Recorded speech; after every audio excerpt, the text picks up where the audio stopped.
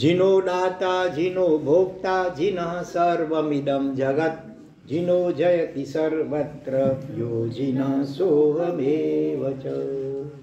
મહાપ્રભાવશાળી વર્ધમાન શક્રસ્તવ જેમ અરિહંત પરમાત્માના 213 જેટલા અદ્ભુત ભક્તિ ગર્ભિત મંત્ર ગર્ભિત વિશિષ્ટ વિશેષણો દ્વારા પરમાત્માની સ્તવના અને વંદના કરવાની આવી છે. આપણો સ્વાધ્યાય ચાલુ છે. ક્યાં સુધી પહોંચ્યા છે? કેટલા વિશેષણો? 49 49. અને એમાં સવારના આજે 3 વિશેષણો વિચાર્યા. કયા 3 વિશેષણો હતા? દૃષ્ટિ, ચક્ષુ ભગવાન, ચક્ષુ, માર્ગ અને મુક્તિ. મુક્તિ અને માર્ગ આ ત્રણના આપનારા. તો ચક્ષુનો શું અર્થ કર્યો? ચક્ષુ એટલે ચક્ષુ આમ આંખ. અહીંયા ચક્ષુ ભગવાન કઈ આંખ આપે છે? શ્રદ્ધા રૂપી આંખ, રુચિ. પરમાત્મા પ્રત્યે, ધર્મ પ્રત્યે, આત્મા પ્રત્યે શ્રદ્ધા અને એને મેળવવાની રુચિ એ રૂપી આંખ દેનારા. પછી મુક્તિ.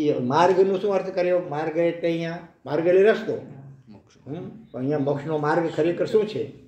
એને માટે હરિપદ શ્રી મહારાજે શું વ્યાખ્યા આપી? જેમ આંખને માટે શ્રદ્ધા રૂપી આંખ, તેમ માર્ગ એટલે કયો માર્ગ? શું આપ્યું ભગવાન? શું આપ્યું? ચિત્તની કેવી સ્થિતિ? ઓઠે નહીં ચાલે. ચિત્તનું વાકું ચોકો સરળતા, અવક્ર ગમન. ચિત્તનું વક્ર ગમન નહીં પણ અવક્ર ગમન. એવું મનમાં, એવું વાણીમાં, એવું વર્તનમાં ચિત્તની સરળતા. એને અહીંયા મોક્ષનો માર્ગ બતાવ્યો. અભય દે આનંદમાં. અભયનો શું અર્થ કર્યો તો? અભય ભગવાન આપે છે. અભય એટલે શું? આપ ચિત્તની સ્વસ્થતા, ચિત્તનું સ્વાસ્થ્ય. આ બધી વિશિષ્ટ વ્યાખ્યાઓ છે. હવે આજે ફરી અત્યારે બીજા આપણે લગભગ 3 વિશેષણો લેવા માટે પ્રયત્ન કરીએ. હવે જે વિશેષણોનો ક્રમ છે એમાં નમોત્તરમમાં અને વર્ધમાન સક્રસ્તવમાં થોડોક ફરક છે. અને એક વિશેષણ આમાં વર્ધમાન સક્રસ્તવમાં વધારેનું છે જે નમોત્તરમમાં નથી. એટલે આપણે એકવાર વર્ધમાન સક્રસ્તવના આધારે થોડા સંક્ષેપમાં 3 વિશેષણોનો અર્થ વિચારીએ, પછી થોડાક વિસ્તારથી આપણે નમોત્તરમના અર્થ વિચારીશું. તો હવે આવે છે 50મું વિશેષણ ભગવાનનું. બોધિદાય. હરિયન પરમાત્મા કેવા છે? બોધિને દેનારા છે. બરોબર. હવે બોધિનો શું અર્થ જોઈએ? એમાં શાસ્ત્રમાં અનેક ઠેકાણે ભગવાન પાસે બોધિની પ્રાર્થના કરવામાં આવી છે. બરોબર. આપણે ઉસગ્રમ સ્તોત્ર એમાં કઈ ગાથામાં બોધિ શબ્દ આવે છે? છેલ્લી ગાથા, એકદમ છેલ્લી લીટી. દાદેવ નિજ બોહિમ ભવે ભવે પાસ જીન ચંદ્ર. હે પાસના જીનચંદ્ર, મને ભવો ભવ દિજ્ય બોહિમ. બોહી એટલે બોધિ, દિજ્ય એટલે દેજો.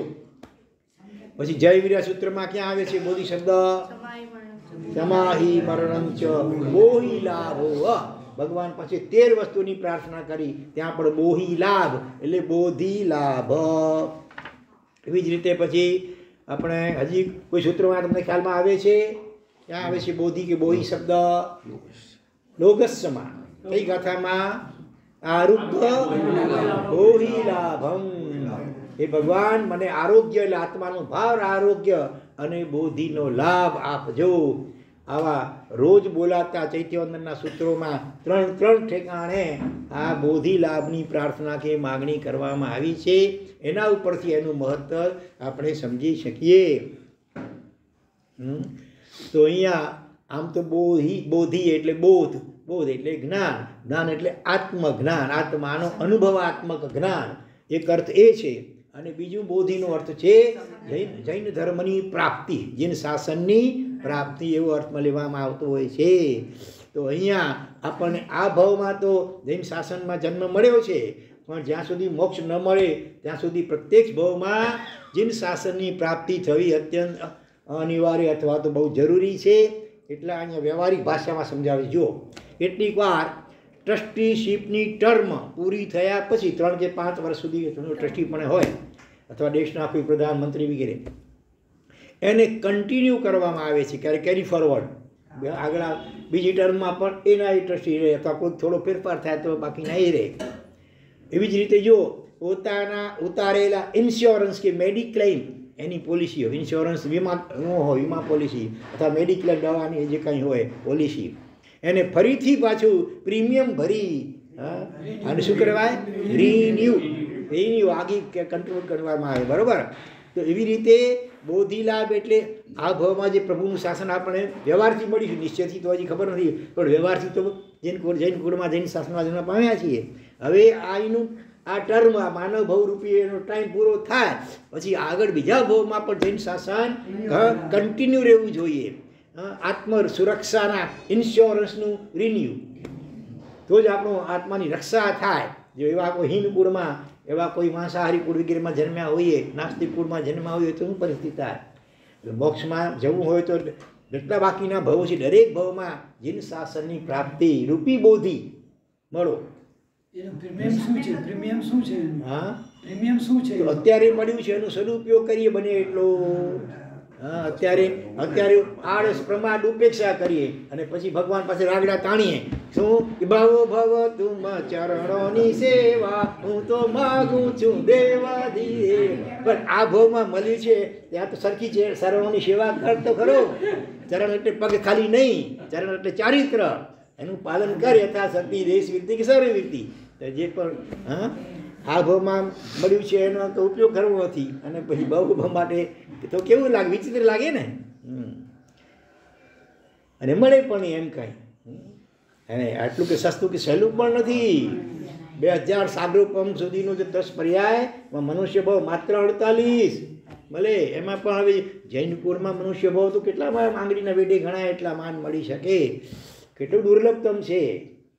એટલા માટે ભગવાને કાકલુડી પૂર્વ ફરી પ્રાર્થના કરવામાં આવે છે કે ભગવાન હવે અમારું ચાલે તો હવે આ બીજો ભાવ પણ કરવો નથી, પણ હવે એ શક્ય નથી નબળા સંજ્ઞાના કારણે. તો હવે જે 1 2 3 ભાવ જેટલા થોડા ઘણા ભાવ બાકી હોય, બધું તો નથી ઈચ્છતા આપણે. શક્ય હોય તો આવતા ભાવમાં જ મહાવિદ્યમાંથી મોક્ષમાં જવું છે બસ. હવે એ શક્ય ન હોય ને થોડા ઘણા જે ભાવ કરવા પડે તો દરેક ભાવમાં અમને જૈન શાસન મળે, જૈન કુળમાં જન્મ મળે. એટલી કૃપા અમારા ઉપર કરજો.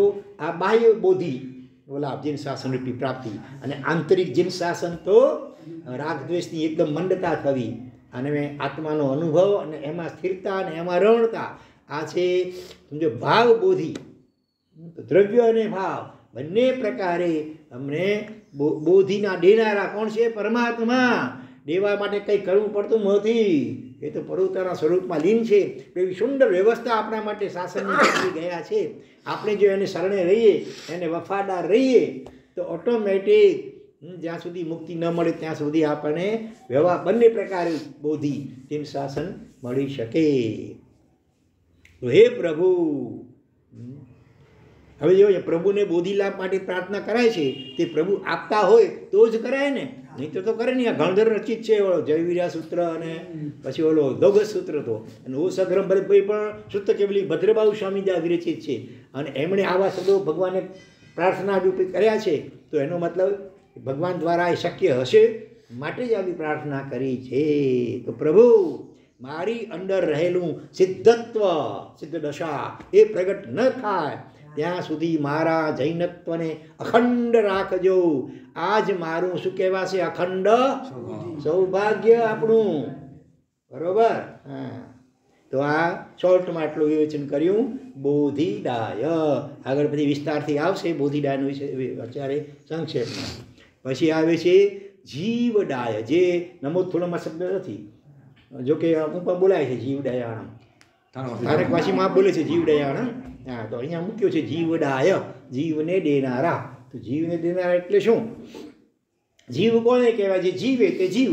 જીવે એટલે કે જે પ્રાણને ધારણ કરે, પ્રાણોને, એને જીવ કહેવાય. તો પ્રાણના 2 પ્રકાર, એક દ્રવ્ય પ્રાણો અને બીજા ભાવ પ્રાણ. દ્રવ્ય પ્રાણ 10 પ્રકારના, 5 ઇન્દ્રિયો, મનોબળ, વચન બળ, કાય બળ, શ્વાસોશ્વાસ અને આયુષ્ય કર્મ.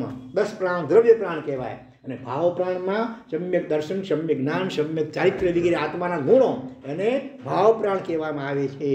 તો ભગવાન અહીંયા મુખ્યત્વે ભાવ પ્રાણ સમજવાના છે. દ્રવ્ય પ્રાણ પણ મળે છે એ પણ ભગવાનની આજ્ઞાનું જેટલી જે આરાધન કર્યું હોય એનાથી બંધાતા તેવા પ્રકારના પુણ્યના પ્રભાવે મળે છે. પણ મુખ્યત્વે ભાવ પ્રાણ. જો દ્રવ્ય પ્રાણ કોઈને આપી શકાતા નથી, બરોબર? આપણે કોઈને આમ દ્રવ્ય પ્રાણ આપી ન શકીએ, એવી રીતે માટે જ કોઈના દ્રવ્ય પ્રાણ લઈ શકાતા નથી અથવા લેવા જોઈએ પણ નહીં. અને એ જે કોઈના દ્રવ્ય પ્રાણ લઈ લે એટલે એને હિંસક તો કહેવાય ખાલી, પણ સાથે સાથે એને ચોર પણ કહેવાય. કેમ? જીવ અડત્ત. અડત્ત ચોરીના 4 પ્રકાર છે ને. હા, સચિત નહીં, જીવ અડત્ત, ગુરુ દેવ અડત્ત, ગુરુ અડત્ત, સ્વામી અડત્ત અને જીવ અડત્ત. જીવે જે લીધું ન હોય એના પ્રાણ કે આપણે આપતો નથી, છતાં આપણે પરાણે કંઈક લઈ લઈએ છીએ, તો એ ચોરી, હિંસા તો કહેવાય, ઉપરાંત એની ચોરી પણ કહેવાય. પણ ભાવ પ્રાણ એટલે આત્માના ગુણો, તેને આપનારા પ્રભુ છે, મુખ્યત્વે પ્રાણ. પ્રભુની કરુણા કેરના આઈસીસી વોર્ડમાં દાખલ થયેલા ચંડ કૌશિકના ભાવ પ્રાણ જોખમમાં હતા. ફરીથી પ્રભુની કરુણારૂપી કેર, કેર એટલે સંભાળ રાખે જ્યાં જીવન દર્દીઓની, એવા એના આઈસીસી વોર્ડ સિરિયસ કેસ હોય ત્યારે એમાં દાખલ થયેલું ચંડ કૌશિક એના ભાવ પ્રાણ આત્માના જોખમમાં હતા. દ્રવ્ય પ્રાણ તો ઠીક, પણ ભાવ દ્રવ્ય તો કેટલાયના પ્રાણ હરતો હતો એ પોતે, પણ ભાવ પ્રાણ એટલે આત્માના દર્શનાદી ગુણો અને દુર્ગતિની પરંપરા સર્જાવાની પૂરી શક્યતા હતી. એનો ક્લિનિકલ રિપોર્ટ એકદમ કેવો હતો? અંગ્રેજી શબ્દ વાપરો કોઈ, અંગ્રેજી શબ્દ. એનો ક્લિનિકલ રિપોર્ટ દવાખાનાનો એકદમ નેગેટિવ અથવા એબ કેવું હતું પહેલાં? એબ નોર્મલ. નોર્મલ નહોતો, સામાન્ય નહોતો, ક્લિનિકલ કટોકટી ભર્યો હતો. કમાલ કરી પ્રભુએ કે એના ભાવ પ્રાણ ધબકતા કરી દીધા. સપોર્ટ સિસ્ટમ વગર પણ જીવી શકે એ રીતે એના ભાવ પ્રાણ બરાબર થઈ ગયા કે પછી વળી કાયમ માટે સપોર્ટ સિસ્ટમ રાખવી ન પડે. કેટલાક દર્દો એવા હોય, ઠીક તો થઈ જાય ઓપરેશનથી, પછી કાયમ માટે એને અમુક ગોળીઓને ઇન્જેક્શનોને લેવા જ પડે જિંદગીભર. અહીંયા એને માટે એવું કંઈ ન કર્યું. સપોર્ટ સિસ્ટમ વગર પણ જીવી શકે એ રીતે એના ભાવ પ્રાણ ધબકતા કરી દીધા. એટલે એનો કેટલો તીવ્ર પશ્ચાતાપ જાગ્યો અને કીડીઓના ઉપસર્ગોને કેટલી ક્ષમતાથી સહન કર્યા. 15 દિવસ કેવો શાંત રહ્યો અને 8મા ડેવલપમાં પહોંચી ગયો. આ રીતે સપોર્ટ સિસ્ટમ વગર ભવિષ્યમાં પણ જીવી શકે એ રીતે એના ભાવ પ્રાણ 15 દિવસ ભગવાન પણ ત્યાં ઊભા રહ્યા અને એની ઓરા સર્કલના પ્રભાવે ચંડ કૌશિકમાં પણ એટલી ક્ષમતા આવી ગઈ. આ જીવ દયાળ, ભગવાન એને જીવ આપ્યો ને, ભાવ પ્રાણ આપ્યા. એવી રીતે બીજો દાખલો લઈએ આપણે. આ ક્રોધના ને કારણે સિરિયસ હતો એનો કેસ, અહંકારના કારણે પણ કોકનો કેસ એટલે સિરિયસ હતો. કોનો? ગૌતમનો, ઇન્દ્રભૂતિનો અહમ. એ બોર્ડર રેન્જ તોડી, જે લેવલ હોય ને એના એને પણ તોડી very high and risky side તરફ ઢળી ગયેલો. દરેક શરીરમાં જે અમુક તત્વો જોઈએ અમુક લિમિટમાં એનાથી વધારે થઈ જાય એનું હતું. આ બોર્ડરની જે સરળ રેખા હતી એને ઓળંગીને એ પણ ઘણી આગળ નીકળી ગયો હતો પાછો. વેરી હાઈ રિસ્કી સાઇડ ઉપર ઢળી ગયેલો. એના નમ્રતાના સેલ્સ હતા ને, શરીરના નમ્રતાના સેલ સાવ નીચા લેવલ પર, જેમ પ્રેશર ઘટી જાય, શુગર લેવલ ઘટી જાય, અહીંયા એના નમ્રતા રૂપી જે સેલ એને સાવની લેવલ ડાઉન થઈ ગઈ હતી. કમાલ કરી પ્રભુએ કે એના પર ભાવ પ્રાણ ધબકતા કરી દીધા. કેવા? અહંકારની ટોચ ઉપરથી વિનયની ટોચ ઉપર પહોંચી ગયા, નમ્રતાની ટોચ ઉપર પહોંચી ગયા અને ગણધર બનીને પાછા એ જ ભાવને અંતે મોક્ષગામી બની ગયા. જીવ દયાળા એટલે કે છે ભગવાને, એમને એમ નથી કહેતા પ્રભુ મારા દ્રવ્ય પ્રાણોનો તો નિલેશભાઈ વીમો ઉતારી છે કે નહીં? ઉતાર્યો છે. હા, દ્રવ્ય પ્રાણોનો વીમો, પણ મારા ભાવ પ્રાણો વીમો કોના હસ્તક છે? આપના હસ્તક છે પ્રભુ. અમારા ભાવ પ્રાણનો વીમો ઉતારી દે, જોખમમાં ના આવે. ક્યાં મોહરાજા એનો ગુંડો એવો પદ્યો છે ને પાછળ, એટલે ભાવ પ્રાણ મારા જોખમમાં છે, પણ હવે આપ સંભાળજો. આમાં મારી નાળ તમારે હાથે પ્રભુ સંભાળજો રે, કે મુજને પોતાનો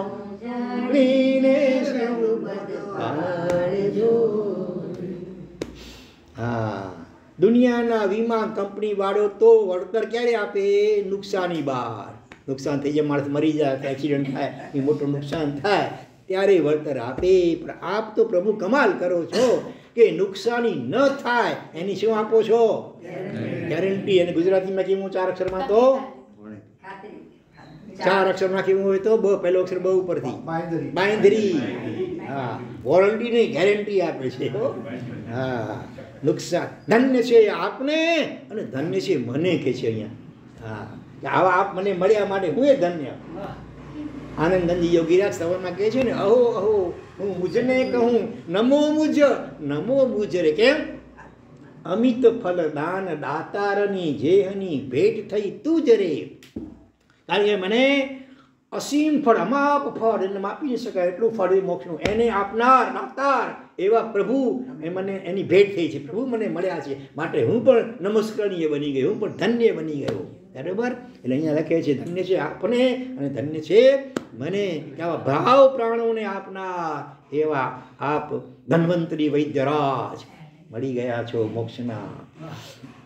તો આ જીવ દયાનું વિશેષણ આપણે વિવેચન આમાં નહીં હોય હવે. અને પછી આવે છે શરણદાય. ભગવાન કેવા છે? શરણના દેનારા, શરણના દાતા. એટલે શરણ શબ્દ કેવું છે એના ઉપર એના અનેક વ્યવહારિક દાખલાઓ આપીને હવે સમજાવશે. શરણ આપણે શરણની કિંમત ક્યારે સમજાય? કંઈ તકલીફમાં મુસીબતમાં હોઈએ ને ત્યારે કોઈ આશરો શોધ્યા હોઈએ ત્યારે શરણની કિંમત સમજાય. સબ સલામત હોય, બધું બરાબર વેલ સેટેડ હોય ત્યારે ખબર ન પડે કે શરણનું શું મહત્વ છે, શરણ દેનારનું શું મહત્વ છે ત્યારે ખબર ન પડે.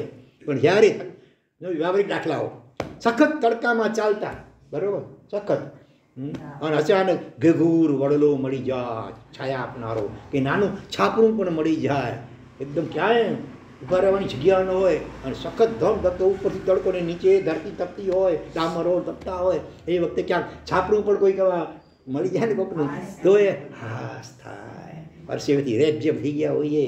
હા, એવી રીતે વરસાદ, વરસતા વરસાદમાં અચાનક શું મળી જાય? છત્રી, તે પણ મોટી રંગીન મળી જાય, નાનકડી નહીં આટલી. જરાક પવન આવે ને કાગડો બની જાય છત્રીનો, એવી છત્રી નહીં, મોટી છત્રી મળી જાય. હા, રસ્તામાં કોઈ ગુંડું મળી ત્યારે અચાનક ક્યાંકથી શું આવી જાય? પોલીસની વેન આવી જાય તો કેવું થાય? ટ્રેન કે બસ ચૂકી જઈએ ત્યારે કોઈ ગાડીમાં શું આપનારો મળી જાય? લિફ્ટ આપનારો મળી જાય. ક્યાં જવું છે? દેવાલી, આવો આવો બસ્યા. હા, થાય ન થાય? આર્થિક કટોકટી સર્જાય. હા, જ્યારે નાણાં ભીડમાં ફસાઈ ગયો માણસ મંડીમાં, બધા લેણદારો લાવ મારા પૈસા તો મારીશ, હા, ધમકીઓ અપાતી હોય અને એ વખતે જ કોઈ મજબૂત સહયોગી મળી જાય. ચિંતા ન કરો, મેં હું ના કેટલા જોઈએ છે બોલો, લઈ લેવા ચેકબુક, સહી કરે. હવે તમે આંકડા જે લખવા લખી નાખો, કેટલું હાસ થાય. રોગ અને ટ્રીટમેન્ટ બંનેથી ત્રાસી ગયા હોય એકદમ, બીમારી લાંબી ચાલે છે, કેટલી દવાઓ, કેટલા ડૉક્ટરો બદલાવ્યા, કેટલી પેથીઓ બદલાવી, હોમિયોપેથી, એલોપેથી, નેચરોપેથી, હા, તોય પણ કાંઈ ઠેકાણું પડતું નથી. ત્રાસી ગયા હોય અને ત્યાં જ કોઈક દવા લાગુ પડી જાય તો હાસ થાય. હા, હજી આગળ કોઈ લીગલ મેટરમાં બધી બાજુથી ભીસમાં આવી ગયા, કાયદા કાનૂની ચુંગાલમાં ને જેલમાં જવું પડે, નિર્દોષ હોવા છતાંય પણ તમારે સખત જેલમાં જવું પડે. ઓલો પાસા કયો કાયદો નીકળ્યો હતો પહેલાં, સખત કાયદો. ત્યાં કોઈ ટોચનો વકીલ, કોનું નામ આપીશું? ટોચનો વકીલ પેલા રામ જેઠમલાણી કહેવાતો હતો, અત્યારે હે, હા, ભલે એવા જે હોય તે, તો એની ઓળખાણ નીકળે પાછી. હો, એટલે તમને ફ્રીમાં તમારો કેસ લડી આપે અથવા મામૂલીમાં કેસ લડી આપે અને પાછો જીતાડી આપે પાછું. આવા સમયે જે અહીં ટોચનો વકીલ અથવા ટોચની ઓળખાણ નીકળે, કોઈ રાજકીય મિનિસ્ટર વગેરે સાથે ઓળખાણ નીકળે, કોઈ વાયા પણ, તો પણ કેવો હાશકારો થાય છે. આ બધી કોની તાકાત બતાવી છે? ત્રણ અક્ષરના શરણની. કોઈ આ વ્યવહારિક દાખલાઓ આપ્યા કે આવી અલગ અલગ અલગ મુસીબતમાં ફસાયેલા હોઈએ અને ત્યારે કોઈ જળ કે ચેતન, છાપરું તો જળ છે, બરાબર, કોઈ જળ કે ચેતનને પણ સહારો મળી જાય તો આપણે કેટલી હાશકારો થાય, રાહત થાય. અરે એ શરણની કિંમત સમજાય અને એ શરણ આપનારનો આપણે કેટલો ઉપકારને આભાર માનીએ. તો વિશ્વસનીય ઘણા હતા, પણ આ બધા દુનિયાના શરણો છે તકલાદી છે, પરમેનન્ટ નથી અને ડગો પણ આપી દે. નક્કી ન કહેવાય કે આપણને શરણ આપશે. હા, ઘર શરીરે વહી થયો વેરી, પોતાના હવે પારકા બની જાય, મિત્ર પણ દુશ્મન બની જાય, કંઈ ઠેકાણું નહીં દુનિયામાં. હે, જોડે કરે શરીરને કેટલું ખવડાવીએ, પીવડાવીએ, સાચવીએ તો એ ડગો આપી દે. છાપરું પડી જાય ઉપરથી ક્યારેક ધરતી જરાક કેમ ધરતી કેમ થાય તો હા તો એટલે મોટી મોટી બિલ્ડિંગ વાળે આરામ સુતા તો ધરતી ગમતા પડી રહ્યા હતા. બિલ્ડિંગ એને શું સરનું આપ્યા હતા, આલિશાન બંગલા એ એર કન્ડિશન. હમણાં એક દુકાનવાળાનું આવું થયું, સામેવાળા વકીલે એના પૈસા આપીને આ વકીલને ફોડી નાખ્યું, તો આને જબાની આપીને ઓલા ભેગા થઈ ગયો. વકીલે બદલી જાય, પાટલી બદલી નાખે તરત. એને વધારે પૈસાથી મતલબ હોય, વધારે પૈસા આપતો હોય તો પાટલીમાં વળી જાય. એટલે જ શું કહે છે જો અહીંયા, હા, કે વિશ્વના વિશ્વસનીય ગણાતા પદાર્થો પણ અમુક સમય પૂરતા, અમુક પ્રસંગ પૂરતા કે અમુક અંશ પૂરતા જ શરણભૂત છે. સર્વથા સંપૂર્ણપણે બધી બાબતોમાં નહીં. હા, શરીરમાં તકલીફો તો વકીલ કંઈ નહીં કરી શકે, ત્યાં ડૉક્ટરનું શરણું જોઈ છે. અને કાંઈને અને આંટી બુટીમાં ત્યાં ડૉક્ટરનું કંઈ નથી ચાલે, ગમે એટલું ક્વોલિફાઈડ ત્યારે વકીલનું શરણું. એટલે એક એક ચીજમાં મારે શરણું આપે છે. સર્વાંગી શરણ આપને આપનાર હોય તો એકમાત્ર પ્રભુ છે. ઘણો વિશ્વાસ જ્યાં મૂક્યો હોય તે બધું પણ ઠગારું નીકળી શકે છે. એમ કે માનવ છત્રી એક હાઈકુ આપે છે. હાઈકુમાં 17 અક્ષર હોય, પહેલાં 3 અક્ષર હોય, પછી કેટલા અક્ષર હોય ખબર છે? 7 અક્ષર હોય, 7 ને 5 12 ને પછી વળી 5, 5 7 અને 5 3 લીટી હોય ખાલી. જો માનવ છત્રી 5 અક્ષર થયા, માનવ છત્રી કેવી છે? થતી કાગડો, પવન આવે વરસાદ પડે કાગડો થઈ જાય, તૂટી પડે. છત્ર એ પણ એમાં જોડીએ, થતી કાગડો છત્ર પ્રભુનું સાચું છત્ર તો પ્રભુનું છે. બાકી માનવની છત્રી તો ક્યારેક કાગડો બની જાય, કાંઈ કહેવાય નહીં. પૈસો પણ ખોટો થઈ જાય. 2000 રૂપિયાની નોટ રાતોરાત જો ને કહેવાય થઈ ગઈ નકામી.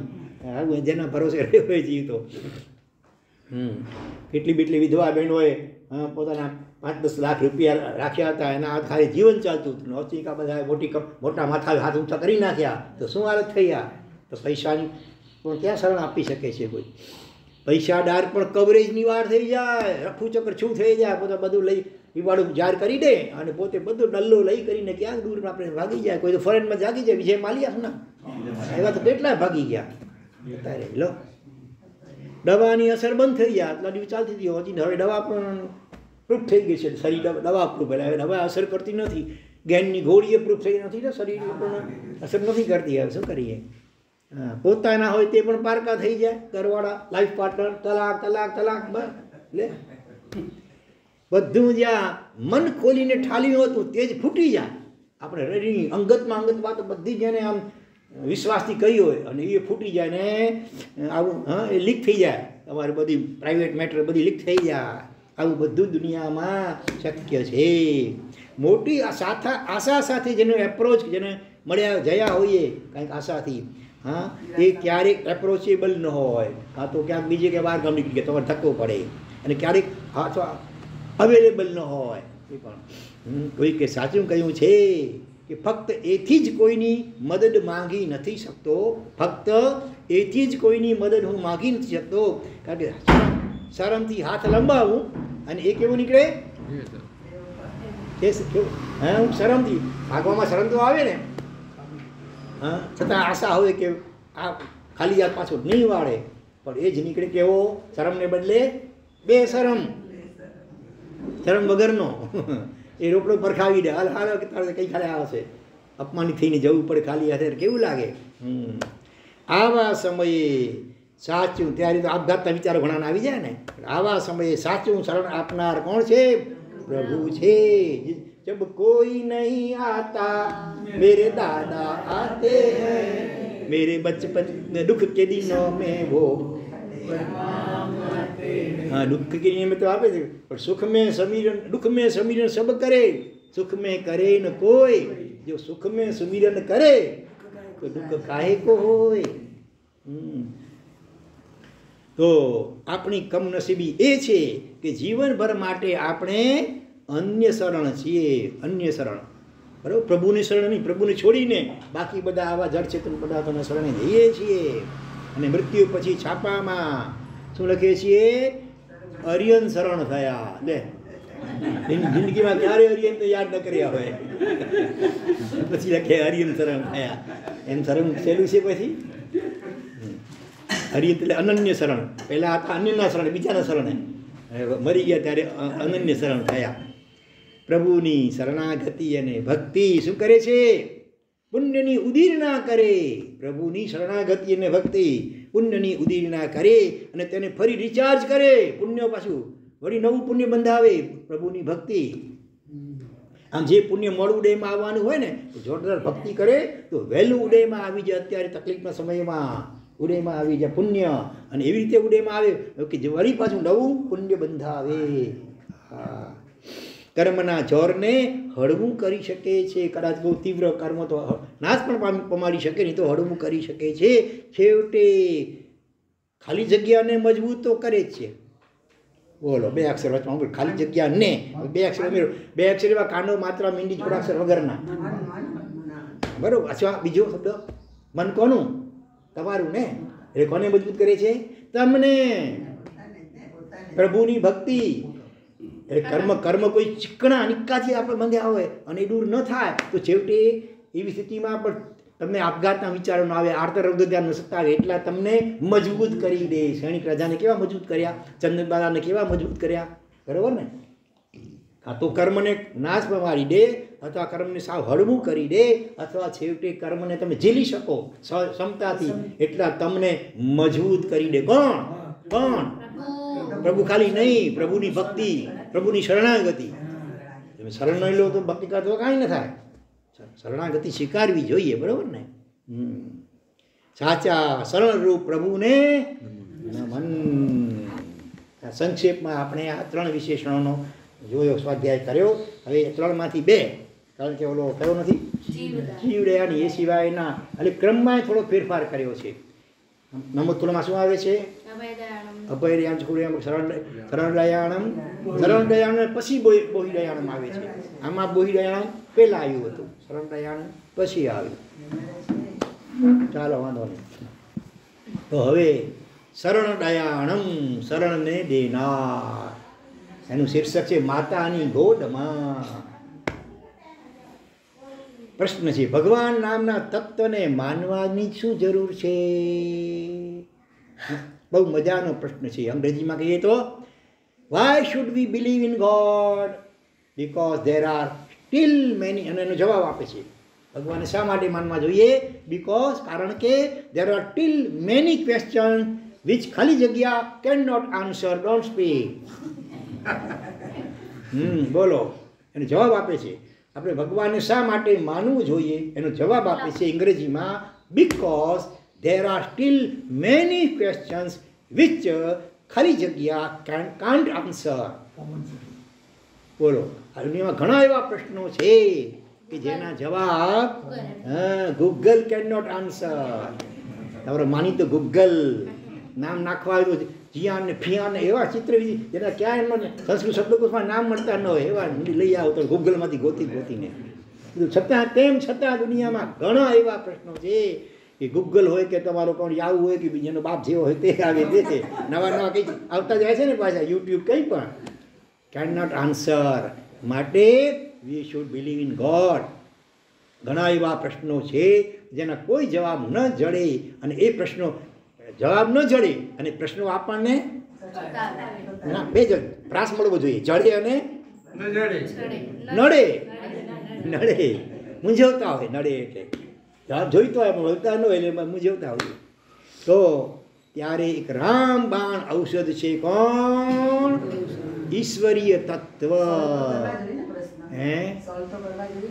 હા, પણ તે વખતે ઈશ્વરીય તત્વને શરણે જવું જોઈએ શ્રદ્ધાપૂર્વક. જીન પડીમાં જીન સારીખી, જીન પ્રતિમા એ જીનેશ્વર સમાન જ કહી છે. તમે અગાઉ કહ્યું હતું લાઈજાના કયા ભાઈ? મોહનભાઈ, નૌકાના વિશિષ્ટ સાધક. કોઈ પ્રશ્ન બહુ મૂંઝવતો હતો, જવાબ નહોતો મળ્યો, ત્યાં અમને આ વાક્ય વાંચવા મળ્યું, જીન પડીમાં જીન સારીખી. ચાલો, બેસી ગયા દીધા ભગવાન સામે. ભગવાન પ્રશ્ન પૂછ્યો ભગવાનને, ધીરજપૂર્વક બેઠા રહ્યા કલાક 1.5 કલાક સુધી, અને આખરે એનો જવાબ સંતોષકારક મળી ગયો. કોઈ પણ જવાબ મળે, અંતસ્ફુરણા પણ થાય, કોઈ પુસ્તક એવું હાથમાં આવી જાય, કોઈ વ્યક્તિ એવી આપણને મળી જાય, કોઈ પણ રીતે એનો જવાબ આપણને અચૂક મળે જ. કોઈ પણ. હા, બધા જ હાથો જ્યારે ઢીલા પડે અને બધા જ ખાલી જગ્યા હેઠા પડે 4 અક્ષર હથિયાર કહેવત છે ને ગુજરાત, બધા હથિયાર હેઠા પડે ત્યારે પણ એક મજબૂત હાથનો સાથ છે. પંજો નહીં ભલા બોલો, મજબૂત હાથનો સાથ છે અને મજબૂત બ્રહ્માસ્ત્ર હાથ વગું છે. એ વ્યક્તિની આશાને જીવંત રાખવા દ્વારા તેના મનની સકારાત્મકતાને ટકાવી રાખે છે. જે હતાશ નિરાશા ન થઈ જાય, આઘાતના વિચારો ન કરે. એક કેવું કયો સાથ છે, કયોના હાથનો સાથ છે બોલો? આશ્વાસન અને વિશ્વાસન નામના તત્વનું ઘણું મહત્વ છે. દુઃખમાં કોઈ આશ્વાસન આપનાર મળી જાય, કોઈ વિશ્વાસુ વ્યક્તિ મળી જાય તો એનું ઘણું મહત્વ છે. અને તેમાં પણ આજના સાયકિક સમસ્યાના યુગમાં સાયકિક મોટાભાગના રોગો મનની બીમારીઓને કારણે શરીરમાં આવે છે. 90-95% રોગો ક્લાઇમેક્સ ચેન્જના કારણે કે એવા બીજા કારણે 5-10%, બાકી 90-95% રોગો તો માણસ મનમાં ટેન્શન, ડિપ્રેશન વગેરે અનુભવે છે, એના કારણે શરીર ઉપર અવળી અસર થાય છે.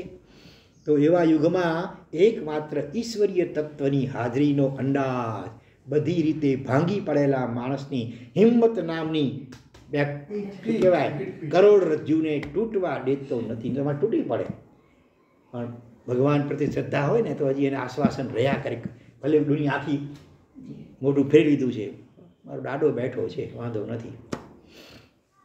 તો આજના યુગમાં ઈશ્વર અને આસ્થા નામના શબ્દોનું અર્થમૂલ્ય ઘણું વધી જાય છે. જો અહીંયા એક હિન્દીમાં પંક્તિ આપે છે, सूरज की गर्मी से जलते हुए तन को मिल जाए तरुवर की छाया. फिर से, सूरज की गर्मी से जलते हुए तन को मिल जाए तरुवर की छाया, ऐसा ही सुख मेरे मन को मिला जब से तेरे खाली जगह में आया, तेरे चरणों में मैं आया. शरण बरोबर. તો શરણ આપનારા દુનિયામાં ઘણા હોય છે, પરંતુ શરણાર્થીની સાથે ક્યાંક ને ક્યાંક કન્ડિશન્સ હોય. વ્યાજ એટલા રૂપિયા આપો, લોન વ્યાજથી આપો, 8% વ્યાજ, ઘર જો વિચારો ન છૂટકે પછી લેવું પડે એવું છે. ક્લાસ ટીચરના પીરિયડમાં તોફાન કરનાર વિદ્યાર્થી તે ટીચરની ખાલી જગ્યા નજરનો ભોગ બને છે, કરડી નજરનો ભોગ બને છે. પડોશીને હેરાન કરનારા મકાન માલિકના હેરાન કરનારા લોકો એ મકાન માલિકના શેને લાયક બને છે? 3 અક્ષરના ઠપકાને લાયક બને છે. પોલીસના ક્રિમિનલ લિસ્ટ પર આવી જનારા એકવાર આવી ગયો પછી કાયમ માટે કેવો રહે છે? 4 અક્ષર અથવા ગુનેગાર અથવા શકમન. દરેક વખતે ગુનો કર્યો એવી જરૂરી નહીં, શકતો જાય તરત એના ઉપર કે કદાચ આણે કર્યો હશે, પહેલાં એણે આવું કર્યું છે માટે. હા, ત્યારે એની સામે પ્રભુની કરુણા એવી ધારદાર છે, ઉપસર્ગોની જડી વરસાવનારા પર પણ પણ પ્રભુની કરુણાનો વિષય બને છે. ત્યારે પ્રભુ ભૂતકાળ જોતા નથી કે એણે પેલા આવું ગુનાહ કર્યા હતા માટે એના ઉપર કરુણાની એને તો 3rd ડિગ્રીનો માર જ આપું જોરદાર, એ નહીં. ભક્તને અપનાવતી વખતે પ્રભુ તેના ભૂતકાળને જર્જર સામે લાવતા નથી. ભૂતકાળ ગમે એટલો ખરાબ ખરડાયેલો હોય તો પણ નહીં, શરણે આવ્યો છે, ભૂતકાળ બિલકુલ ભૂલી જવાય. સારું રમવાની ખાતરી આપનાર પ્લેયરને સિલેક્ટર્સ લેતા નથી. ક્રિકેટમાં જે ટીમને સિલેક્ટ કરતા હોય ને, પણ હવે કોઈ પ્લેયર આવીને કે હું એકદમ સારામાં સારું રમતો, ખાતરી આપું છું સારામાં સારું રમીશ, એટલામાંથી કંઈ સિલેક્ટ ન થાય. પણ પ્લેયર સારો ખાલી જગ્યા આપે તેને જ લે, સારો પરફોર્મન્સ આપે, કરી બતાવે પેલી નેટ પ્રેક્ટિસમાં કે બીજી જે નાની મેચોમાં એકવાર, પછી એને ટેસ્ટ મેચમાં લે. ત્યારે પ્રભુની કરુણા એવું ટેસ્ટ મેચ લેતા નથી ભગવાન. એકવાર 2020માં રમી આવ, તમારા નગરમાં પહેલાં ગામનગરમાં પહેલાં પહેલો નંબર લઈ આવ, પછી આગળની મેચોમાં પછી છેલ્લે તને લઈશું નેશનલ ટીમમાં. એવું નથી અહીંયા. પ્રભુની કરુણા ચંડ કૌશિકને પણ અપનાવે છે. પહેલાં તો થોડુંક શાંત થા, થોડીક નહીં, સીધો તેના ફૂંફાળા મારતા પાસ્ટ પરફોર્મન્સને વજન આપ્યા વગર, તે મને ફૂંફાળે માર્યા હતા, મારી સામે મારી ઉપર ડંખ માર્યો હતો જોરદાર, એવું વિચારે પ્રભુ? નહીં, બુજ્જ ચંડ કૌશિક. હા, વાત છે ભાઈ. બીજે બધે સર્વકાલીન અને સજ્જડ સુરક્ષા નથી. ક્યારેક સુરક્ષા આપે ને ક્યારેક ન પણ આપે. એ તો પ્રભુની શરણાગતિમાં જ છે. ક્યારેક તો પોલીસની હાજરીમાં એન્કાઉન્ટર થઈ જતા હોય છે કોકના. તો આ ભાવને કબીરે પણ સરસ રીતે રજૂ કર્યો છે. શું? ચલતી ચક્કી દેખ ચક્કી ફિરતી દેખ કર દિયા કબીરા રોય, દો પાટન કે બીચ મેં સાબુત બચા ન કોઈ. પછી આગળ ખબર છે બીજો શ્લોક, આરે પારે જો ફિરે ઉને પીસે સોય. પણ કોને ન પીસી શકે? ચક્કી હોય ને, ચક્કીના બે પડ હોય, એની વચ્ચે જે દાણા જાય પાછા બધા પીસાતા જાય. એ જોઈને કપી કહે છે કે મને રડવું આવે છે. એનો દીકરો કમાલ, એનો દીકરો નાનો હતો પણ બાપ કરતા સવાયો હતો. જાણે કે એ શું કહે છે? આરે પારે જો ફિરે ઉને પીસે છો. આ ચક્કી કોને પીસે? એ અડખે પડખે આમ ફરે છે એને પીસે છે. પણ કોને નથી પીસે ચક્કી? ખૂંટ પકડ કર જો રહા પીસ સકા નહીં કોઈ. જંદર જંદર સંભળે તો ફેરે આયા જંદર ગામડે મેં ફેરે. તો એમાં જે ખીલો હોય ખૂંટો, હા, અથવા પેલો વચલો જે પટ્ટી એની ઉપર રહી જાય એને પકડીને, તો એને પેલા બે પડ ઘંટીના પીસી શકે નહીં. તો આ ખૂંટો કે ખીલો કયો? પણ પ્રભુ પ્રભુ રૂપી ખીંટો પકડી લો એને, નહીં તો આ રાગ અને દ્વેષની ચક્કીમાં પીસાઈ જશું સંસારમાં. બરોબર? પ્રભુ રૂપી ખીલા કે ખૂંટાને કે પાટલીને પડજી રહે એને કોઈ પીસી શકે નહીં. હા, એક મજાનો પ્રશ્ન હવે અહીંયા થઈ શકે કે પ્રભુ તો મોક્ષે ચાલ્યા ગયા છે, અત્યારે અહીંયા નથી, તો પછી ગેરહાજર વ્યક્તિ શરણ્ય સી રીતે બની શકે? સિદ્ધશિલા ઉપર અશરીરી અવસ્થામાં વિરાજમાન થઈ ગયા, એ આપણને કેવી રીતે શરણું આપી શકે ભગવાન? બરાબર ને? આપણે બોલી સિદ્ધે શરણમ પ્રવજ્જામિ, સિદ્ધ ભગવાન કેવી રીતે શરણ આપે કોઈ પૂછતા નથી. પૂજ્ય હરિભદ્ર સુરીશ્વરજી મહારાજે આ પ્રશ્નનું સરસ અને સચોટ સમાધાન આપ્યું છે કે ભગવાન હાથ પકડીને તમને શરણ ના આપે, કે તમને ખેંચીને પરાણે સિદ્ધશિલા પર બેસાડી ન દે ને એમ બેસાડવાથી પણ આપણે કંઈ સુખી ન થઈ શકીએ. પણ તમારા હૃદયમાં પ્રભુ શું આપે ખબર છે? બે શબ્દ છે. એક પહેલો શબ્દ 3.5 અક્ષરનો છે, બીજો શબ્દ પણ બીજો ખાલી 3 અક્ષરનો છે, અને બે ભેગા કરો ત્યારે થાય. પ્રભુ હૃદયમાં પહેલો અક્ષર ત છે, 3.5 અક્ષર છે ને, એનો પહેલો અક્ષર ત છે, અને બીજો 3 અક્ષરનો શબ્દ એનો પહેલો અક્ષર છે ચ. ચાથી કંઈ પણ હોય, પહેલામાં ત જ તાથી કાંઈ નથી, ત 3.5 અક્ષર. ત ઉપરથી 3.5 અક્ષરનો બોલો. એ આપણા એક મહારાજ સાહેબ છે, બહુ તપસ્વી છે, તત્વ રક્ષિત મહારાજ. તત્વનું શું આપે હૃદયમાં ભગવાન? ચ ઉપરથી ચિંતન ગુણાસિદ્ધિ પણ છે. તત્વ ચિંતન આપે પ્રભુ એવું. હા, કે જેને કારણે જો સૈનિક રાજાને કોણિક જ્યારે જેલમાં પૂરીને રોજ 100 ફંટર ફટકારાવતો હતો મીઠાના પાણીમાં ભીંજાવેલા ખુલ્લી પીઠ ઉપર, ત્યારે પણ કેમ હસી શક્યા? Smiling face. કેમ? વીર વીર વીર, કોઈ રડારોડ નહીં બીજી. કેમ? પ્રભુએ એને તત્વચિંતન આપ્યું હતું કે જીવ બીજો તો નિમિત્ત માત્ર છે, બાકી જીવ પોતે કરે છે, એને ભોગવવા પડે છે. એક તો આ, અને બીજું જેને મારે પડે છે તે તું નથી, હું જે છું ખરેખર અસલી હું, એને કોઈ મારી શકતો નથી, અગ્નિ બાળી શકતો નથી, શસ્ત્રો છેડી શકતા નથી. આ તત્વચિંતન પ્રભુએ આપ્યું હતું. એના પ્રભાવે આવી વિકટ સ્થિતિમાં, આપણી દૃષ્ટિએ આવી વિકટ પરિસ્થિતિમાં પણ સ્વસ્થ મસ્ત અને પ્રસન્ન રહી શક્યા. જેલર મારતા થાકી જાય છે, પોતાના બાવડા દબાવે છે, ત્યારે શ્રેણ કદાચ મન સ્માઇલ કરે છે. જેની સામે ઓલો ચકિત થઈ ગયો કે હું મારતા થાકી જાઉં છું ને આવી ભયંકર માર ખાતા હસી શકે છે, શું આનું રહસ્ય? પછી શ્રેણિક મહારાજે ઘટસ્ફોટ કર્યો. હા, આ ભેદ જ્ઞાન પણ કહી શકાય. તત્વચિંતન. દવાથી દર્દ સમે, તેમ દવાના ખ્યાલે જગ્યાથી પણ દર્દની ચિંતા સમે છે. દવાથી દર્દ સમે, બરોબર? હજી દવા લીધી ન હોય, ખાલી દવાના, અત્યારે નવી દવા સરસ શોધાઈ છે, એનો આપણને ખાલી મગજમાં આવે ને, 2 અક્ષરનો શબ્દ કયો એનો? ખ ઉપરથી ખ્યાલ આવે. ખ્યાલ. તમે નવું ઇન્જેક્શન શોધાયું છે, એકદમ પાવરફુલ ને પરફેક્ટ છે. કેટલા એનાથી હમણાં ઓલી કોરોનાની રસી શોધાઈ ગઈ, જ્યારે ત્યારે ઘણાને હાસથી હોય બહુ વાંધો નથી. તો એવી એને દર્દની ચિંતા સામે દવા લેવાથી દર્દ સમય પણ ન પણ સમય પણ છતાં આપણે માની લઈએ કે સમય, પણ દવાના ખ્યાલ માત્રથી પણ દર્દની ચિંતા સામે છે. એવી રીતે તત્વચિંતન જેને મળી ગયું તે કદી રાગ દ્વેષથી દુઃખી નહીં બને. તકલીફો તો આવી શકશે પૂર્વના કર્મના ઉડે, પણ એમાં પણ એ દુઃખી નહીં બની શકે. એટલે પ્રભુ બે રીતે શરણદાતા બનીને સંરક્ષક બને છે. કઈ રીતે? એક તો ભયના કારણને દૂર કરવા દ્વારા, જેના કારણે ભય થતું હોય ને એનું કારણ જે હોય એ કારણ દૂર કરવા દ્વારા, અને બીજું ભયનો સામનો કરી શકે તેવું સામર્થ્ય પ્રગટાવવા દ્વારા. ભયમાં પણ આપણે આમ મજબૂત રીતે એનો સામનો કરી શકીએ, એટલે એમાં સ્થિર રહી શકીએ, આર્ત ધ્યાન રુદ્ર ધ્યાન ન કરીએ, ક્ષમતામાં રહી શકીએ એવું સામર્થ્ય પ્રગટાવવા દ્વારા પ્રભુ શરણરૂપ બને છે.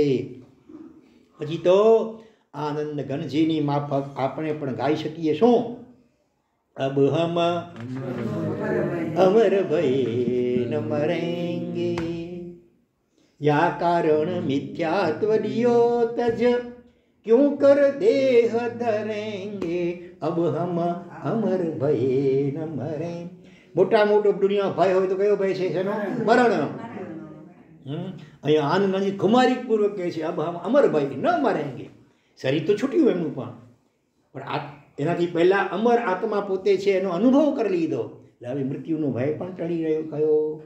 જૂના કપડાં બદલાવીને નવા પહેરવાના મળે તો એને દુઃખ થાય, લાગે કે આનંદ થાય. જૂનું ઘર બદલાવીને આલિશાન બંગલા કે મહેલમાં રહેવાનું મળતું હોય તો એ માણસ દુઃખી થાય કે રાજી થાય? બસ તો આ જીર્ણ શરીર બદલી નવું મળશે એને ખાતરી હતી. આત્માની આરાધના સાધના કરી હતી એટલે એને ખાતરી હતી કે જે થશે સારું જ થશે. એટલે મોતનો એ ભય નહીં, મૃત્યુ મરી ગયું રે લોલ. તો હવે ભગવાનને પ્રાર્થના કરીશું, હે શરણદાતા પ્રભુ, નાનપણમાં માતાનું શરણ, ક્યારેક પિતાનું શરણ, ક્યારેક પતિનું શરણ, ક્યારેક રોગમાં ડૉક્ટરનું શરણ, કોર્ટમાં વકીલનું શરણ, પણ અનંતકાળના દોષોથી ઘેરાયેલા આત્માને કુનિમિત્તોથી ભરપૂર એવા સંસારમાં સંભાળનાર અને બચાવનાર કોણ? તમેવ શરણં મમ. એકમાત્ર ભગવાન તમે જ મારા માટે શરણરૂપ છો. સંસારમાં ડગલે પગલે કેટલાય પાપોના નિમિત્તો ખડકાયેલા પડ્યા છે, એની વચ્ચે સહી સલામત બચ્ચું કંઈ સલીવા છે? ખાવાના ખેલ છે? ખાંડાની ધાર ઉપર ચાલવા જેવું કઠિન છે, પણ એ પ્રભુની શરણાગતિની કૃપાથી જ બચી શકાય. ઓમ શાંતિ. અજાણ્યા પથ પર મોક્ષનો માર્ગ અજાણ્યો છે આપણા માટે. સૂઝ વગર કંઈ સમજ પડતી નથી, સાથ વગર સેંગું કોઈ ન સાથ. આનંદજી યોગીરાજ પણ કહે છે, દિઠ્ઠાઈ કરી માર્ગ સંચરું, સેંગું કોઈ ન સાથ. હું એકલો કોઈ સાથીદાર જોડીદાર પણ નથી ભગવાન. બરાબર? તો સી રીતે ચાલું? ત્યારે પ્રવીણભાઈ દેસાઈના શબ્દોને ઉછીમાં લઈને આપણે કહીએ, જનેતા જેમ ડગમગતા શિશુની આંગળી જાલે, તમે આપો સહારો તો સરળ મારી સફર બનશે ચાલે. બરોબર ને?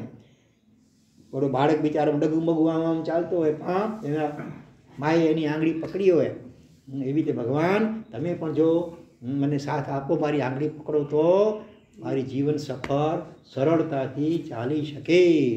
તમારો સાથ માંગુ છું પ્રભુ, ક્યારે કૃપા કરશો? ભગવાનની કૃપા કરવા તો નિરંતર વરસી જ રહી છે.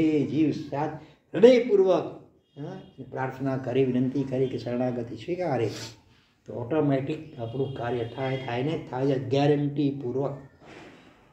અને હવે ચલો વિશેષણ આજે લઈ લઈએ. બોહી દયાણમ. મમોત્થુણમાં આવે બોહી દયાણમ, બોધીને દેનારા. આપણે સંક્ષેપમાં પહેલાં વિવેચન જોઈએ, જરા વિસ્તારથી જોઈએ. મંત્રીસર વસ્તુપાલના હૃદયના ભાવો એક શ્લોકમાં ઝીલાયા છે. શું છે ભાવો? જન્મયો પાર્જિતમ પુણ્યમ જીન શાસન સેવયા. આગળ આવે છે, જીન શાસન સેવૈવ તેન મેસ્તુ ભવે ભવે. પ્રભુ, આપના શાસનની સેવા કરતાં કરતાં જે કાંઈ પુણ્ય મેં મેળવ્યું હોય એ પુણ્યના પ્રભાવે મને આવતા ભાવમાં 12મા ડેવલપનું ઇન્દ્ર બનવાનું થાવ. એવું માગ્યું? પાછું શાસન શું માગ્યું? ભવ આપના શાસનની સેવા જ મળજો. બસ ભવ મોક્ષ પણ ન માગ્યો. ભવ આપના શાસનની સેવા, અને એ સેવાનો અચિંત્ય પ્રભાવ છે. તમે ન માગો તોય મોક્ષના મેવા મળ્યા વગર રહે નહીં. જય વિરાય સૂત્રનું બીજું નામ પ્રાર્થના સૂત્ર. એમાં પણ સમય ભવે ભવે તુમ ચરણાણમ. ભવો ભવ તમારા ચરણોની સેવા માગી. અને ઓલા ગુજરાતી સ્તવનમાં પણ શું કહે છે?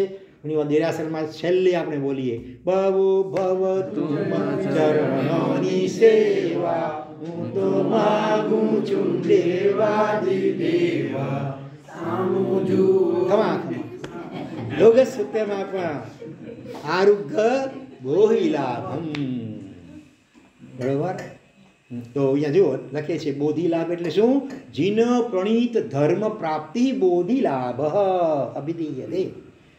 જીનેશ્વર ભગવંતે પ્રરૂપેલા ધર્મની પ્રાપ્તિ.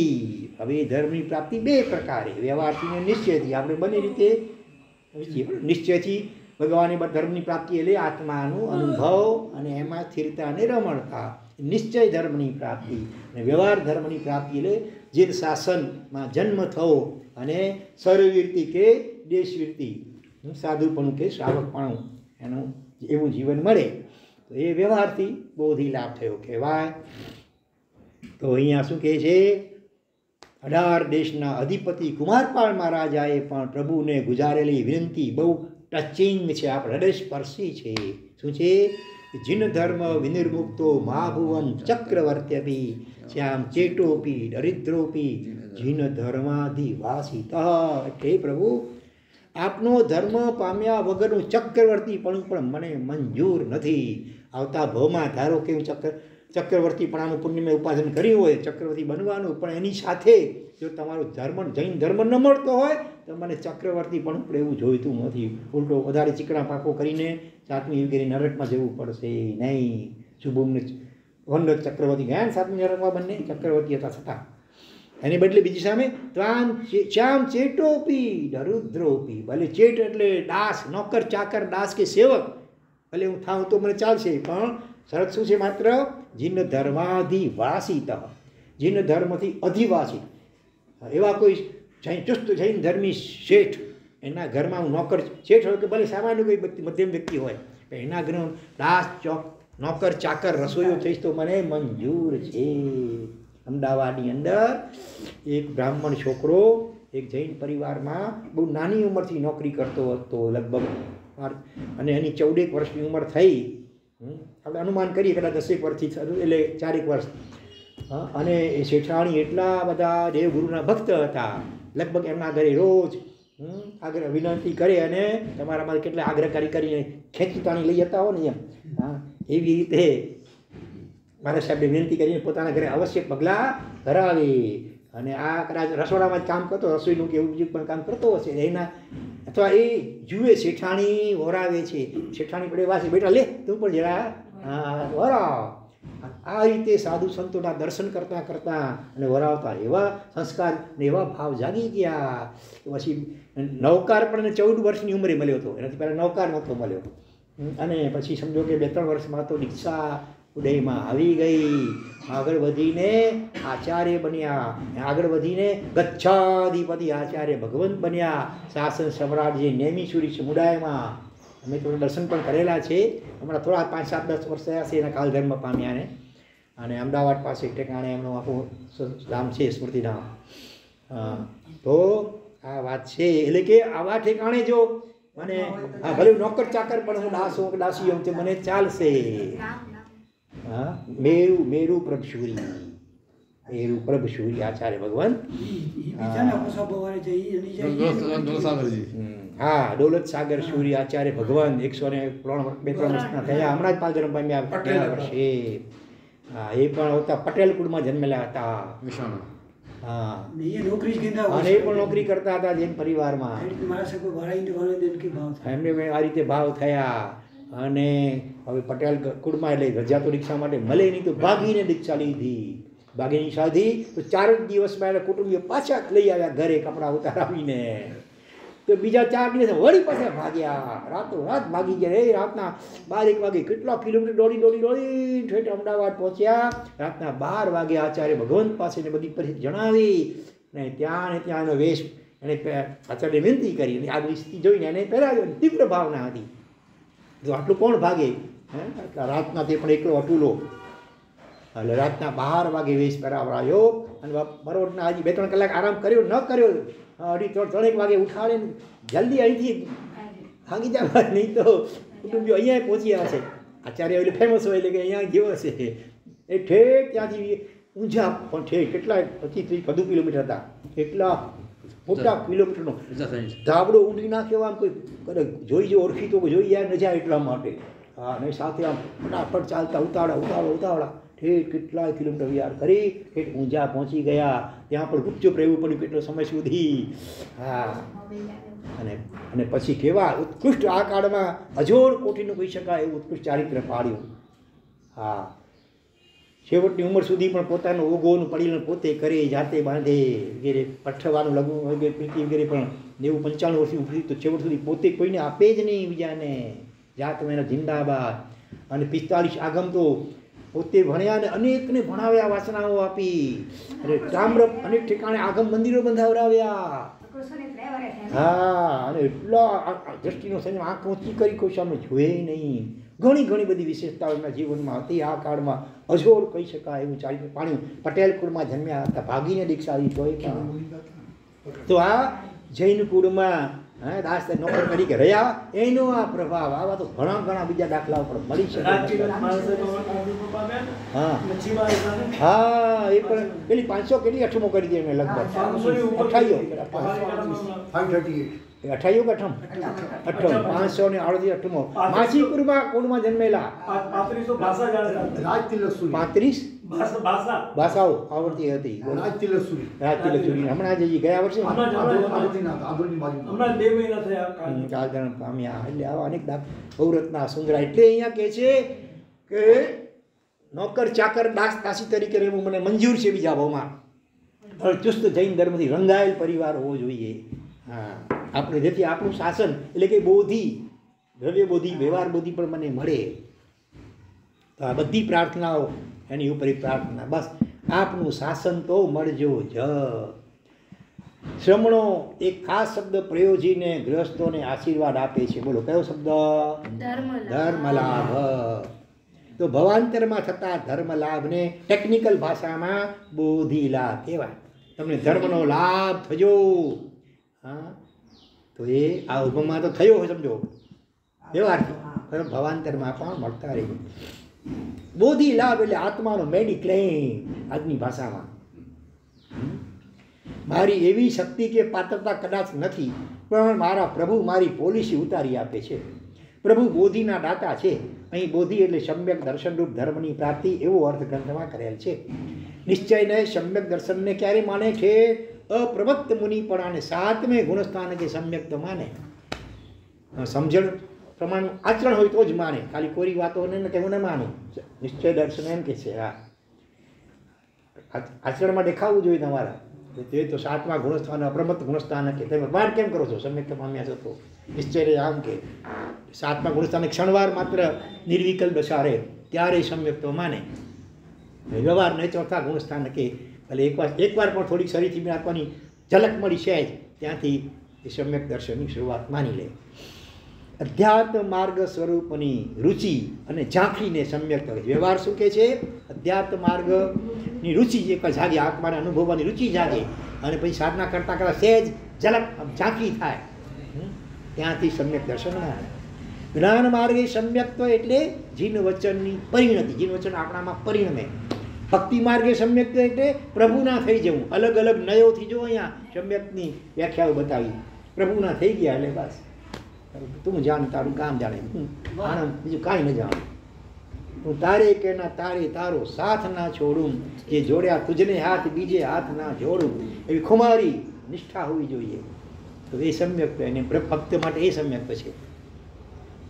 એક રૂપક કથા દ્વારા આ વાત સમજવા પ્રયત્ન કરીએ. એક સ્વયંવર રચાયો છે રૂપવતી કન્યા હાથમાં ગૂંથાયેલી સુંદર વરમાળા લઈને ઊભી છે. અનેક પાત્રોમાંથી પોતાની પસંદગીના પાત્રના ગળે એ વરમાળા આરોપિત કરે છે. પણ ગજબ તો ત્યારે થઈ કે જ્યારે પોતાના મા બાપને પગે લાગીને પેલી કન્યા પોતાના પાત્રની સાથે ચાલવા લાગી.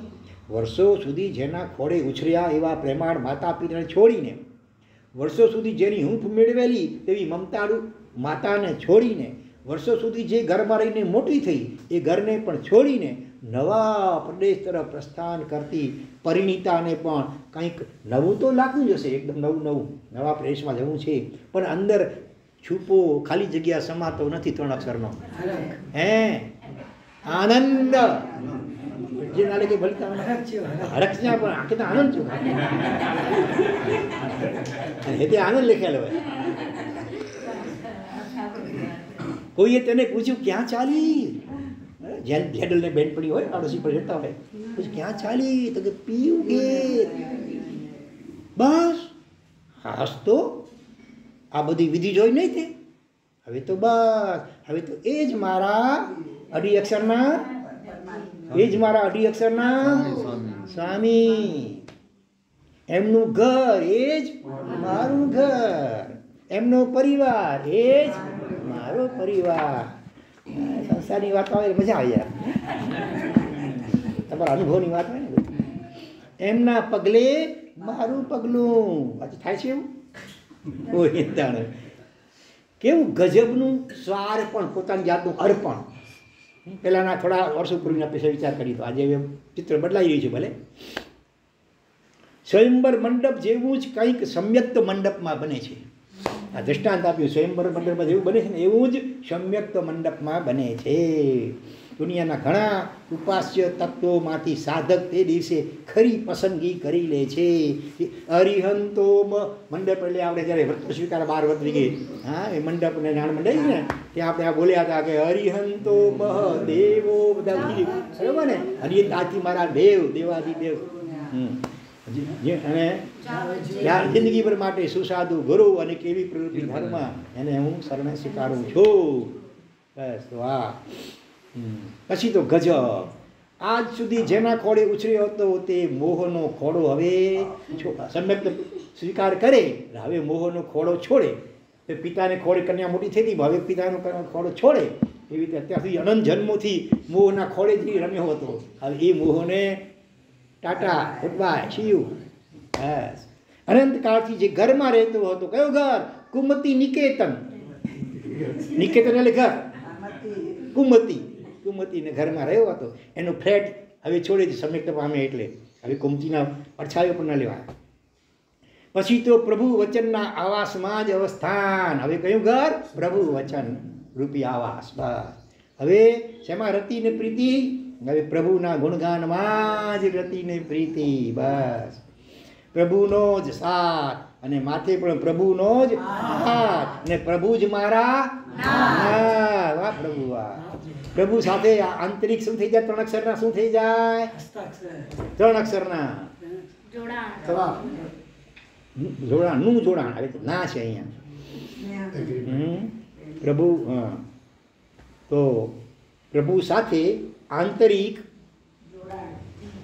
ખાલી જગ્યા થઈ જાય. ક ઉપરથી હોય તો કરાર થઈ જાય છે. શું કેવા કરાર?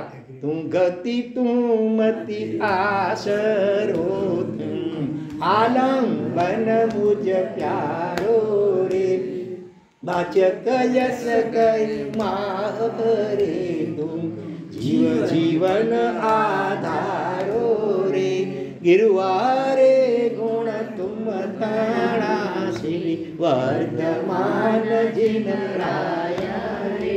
તું જ ગતિ મારી. જો સાધના માર્ગે પ્રસ્થાન કે પ્રગતિ બધું જ પ્રભુ તું આપ થકી. અને સાધના માર્ગે જવામાં મારી બુદ્ધિને પણ કામ લગાણું. તું જ મતી હવે, તારી મતી એ મારી મતી. બાદ યુરોપ ફરવા જનારને ગાઈડ પણ ક્યાંનો જોઈએ? યુરોપનો જોઈએ, ઇન્ડિયન ન ચાલે. હવે પ્રભુના માર્ગમાં હવે બધું પ્રભુ તું. હા ગતિ અને મતીની જેમ આશરો પણ એ જ. હા તમારે એ છે ને 12 ગયા છે એ કે ને ઘણી વાર પહેલાં સમ્યક્ત્વ એટલે આંતરદશાએ થતી સ્વયંવરની પ્રક્રિયા છે. આ પ્રક્રિયામાં સાધકના પક્ષે શું છે? 4.5 અક્ષરનો અર્થ સમર્પણ, અને સાથે જ સાધકની ખાલી જગ્યા વ્યવસ્થા પણ રહેલી છે. 3.5 અક્ષર. સામી વ્યક્તિની શું જવાબદારીઓ શું કરવાની? 3.5 અક્ષરની સૌ ઉપરથી લઈએ તો શું સુરક્ષા. સુરક્ષાની ગેરંટી આપી હતી નહોતી આવી? પહેલા રૂપકને હજી આગળ ચલાવીએ. પેલી નારીને કોકે પૂછ્યું કે આ બધું જે છોડી રહી છે એ બધું તો ચિર પરિચિત છે, અને જેના ઘરે જાય છે એ તદ્દન નવું. ત્યારે કંઈ તકલીફ ઊભી થઈ તો નણંદ સાથે નહીં જામે, તો જેઠાણી સાથે નહીં જામે, કે સાસુ સાથે નહીં જામે, તો માંદગી આવશે તો મારા અઢી અક્ષરના છે ને, અઢી અક્ષરના બે સ્વામી છે ને,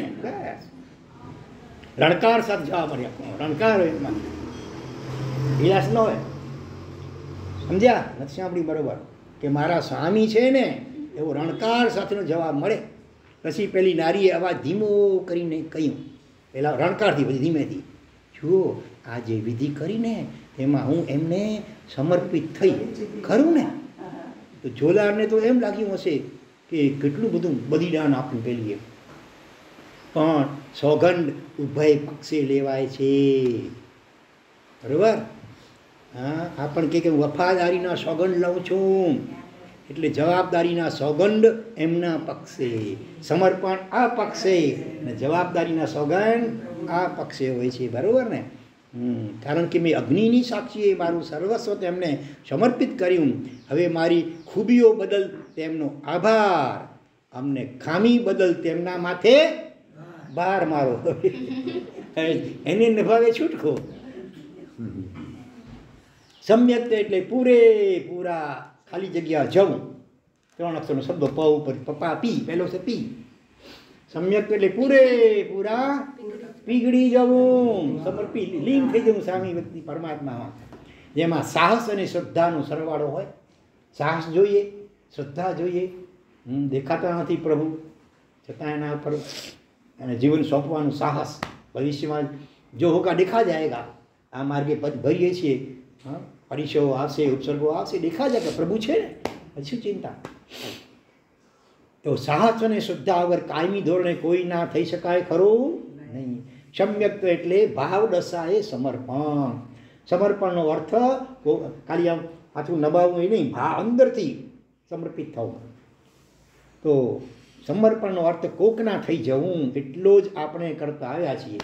કોકના થઈને, માત્ર કોકના થઈ જવું નહીં, પણ કોકના થઈને કોકને કેવા બનાવી દેવા? પોતાના બનાવી દેવા. હા, ચંદ્રશેખર કહેતા હોય સ્ત્રી હંમેશા હારીને પુરુષને જીતી શકે સમર્પિત થઈને. બાકી આમ સ્પર્ધા કરવા જાય વ્યવહારમાં, એ ન ધંધા કરે તો હું કેમ ન કરું, બધી વસ્તુ આજકાલ હરીફાઈ ચાલી છે ને, એમાં ભયંકર નુકસાન થયા છે. સ્ત્રીનું મુખ્ય જે લજ્જા અને ચારિત્ર કહેવાય એના લીલાનું ચિત્રા ઉડી રહ્યા છે. પુરુષ તો, સ્ત્રી તો ઘરની રાણી કહી છે, ઘરમાં બધું એનું ચાલે. પુરુષ તો બિચારો કહેવાય, એ રખડીને પૈસા ભેગા કરીને સોંપે પાછું અહીંયા. પહેલાં એવું હતું, હવે ત્યારે ખબર નથી શું, ત્યાં દરેકને એકાઉન્ટ જુદા હોય, દરેક બંને જણા કમાતા હોય. એમાં નુકસાન કેટલા? એમાં બાળકોની સંભાળ કોણ રહેશે? આયા ને ઘાટીને રામો એ કેવા સંસ્કાર નાખશે? બરાબર? હા, એટલે કોકના થઈને કોકને પોતાના બનાવી દેવા. સ્પર્ધા કરીને, ઝઘડા કરીને, કોર્ટમાં કેસ માંડીને નથી શકે, સમર્પિત થવાથી થઈ શકે ચમત્કાર. એવો જ અર્થ કરીએ તો ચાલો પ્રાર્થના કરીએ. હે બોધિદાતા, કેટલીય વસ્તુઓ પર પથરાયેલી, કેટલીય વ્યક્તિઓને વિશે ફેલાયેલી મારી સમગ્ર રાગ દશાને આજે આહ્વાન કરીને પાછી બોલાવું છું. મારી રાગ દશા કેટલાય પૂતગલો પ્રત્યે, કેટલાય વ્યક્તિઓ પ્રત્યે ફેલાયેલી છે ને દુનિયામાં. હવે એને અત્યારે આહ્વાન કરજો, આવી જ બધી એકઠી થઈ જાય. અહીંયા સંમેલન, રાગ દશાનું સંમેલન યોજાય છે હવે અહીંયા, અને પછી જાહેરાત કરાય છે એને પૂરી તાકાત સાથે. હવે બધી મારી રાગ દશા, તમે દુનિયામાં વિખરાયેલી મારી રાગ દશા, એને પૂરી તાકાત સાથે એકમાત્ર આપના વિશે કેન્દ્રિત થવાનું કહી દઉં છું. હવે તમે બધાએ અહીંયા કેન્દ્રિત થાવ. ક્યાં? પ્રભુના ચરણોમાં. હા, મારી રાગ દશા તો મને ખૂંચે જ છે, પણ તેની આજ સુધીની પસંદગીની ખાલી જગ્યા 3 અક્ષર ક પેલો મને વધારે ખૂંચે છે. રાગ દશા મારામાં જે તો મને ખૂંચે છે, પણ અત્યાર સુધીની મારી રાગ દશાની 3 અક્ષરની ક ઉપરથી એ મારી મને ખૂંચે છે. પસંદગી બરાબર ન કરી શક્યા, જ્યાં કરવા જોઈતી હતી ત્યાં ન કર્યું, અને ન કરવા જેવી હતી દુનિયાભરમાં ત્યાં રાગ દશાને આપણે જોઈન્ટ કરી. એ આપણી પસંદગીની શું કહેવાય? હોશિયારી કહેવાય. તો શું કહેવાય? કચાસ કહેવાય. અજ્ઞાનતા અને કચાસ. એ રાગ પ્રભુ પ્રત્યે કરવો જોઈતો હતો, એને બદલે પૂતગલો પ્રત્યે કર્યો, સંસાર પ્રત્યે કર્યો, આત્મા પ્રત્યે ન કર્યો. હા, આપના વિશે કેન્દ્રિત થયેલી એ રાગ દશા જ કદાચ વીતરાગ દશાની પીઠિકા રચી દે છે. ગૌતમ સ્વામીએ આખી દુનિયામાંથી રાગ દશાને ખેંચીને મહાવિષ્ણુને ચરણોમાં કેન્દ્રિત કરી, તો એ જ ભવને અંતે પ્રભુ જેવા વીતરાગ બની ગયા. આપણો પણ એવો ધન્ય દિવસ આવે, એ જ મંગલ ભાવના સાથે જનાર્દન કે બોલાવી છામી પડમ સર્વમંગલ માંગલ્યમ સર્વ કલ્યાણ કારણમ પ્રધાનમ સર્વધર્માણામ જય નામ જય